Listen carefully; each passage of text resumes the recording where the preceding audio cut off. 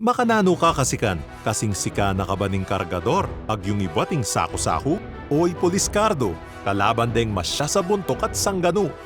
Makanano na kamang kaya kasikan, laban ka reng sakita bitbit ning mamaligid na mikrobyo, apupunteriya king baga mo. Mikrobyong kalupa na ning COVID-19 o ning Mycobacterium tuberculosis, iba't keng meto nga tao nga tin TB. Pag-asingap mo ingangin natin TB bacteria, subukan ne talaga nini kaya kang sikanan. Kaya umpisa, labanan ne ni kaya kang resistensya ing TB bacteria. Hanggang matutudla rin ni kaya kang baga. Manaya hanggang datanging oras sa minaya ing kaya kang resistensya, karin lamigising at mangalat sakit.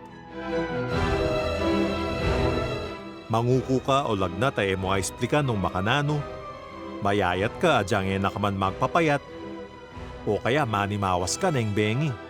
Nung dire-diretso yung metong kareng sintomas ay ni at minabot ng adwang Domingo, magpa-check up ka agad. Kasi baka mamatakin o rin mikrobyong dating matudtod. Atin namang TB aalang makanining sintomas at mamataki ka rin aliwang parti, kalupa ng kekang batal, butol at tiyan ang pangungutak. Ing TB mayuyuluya.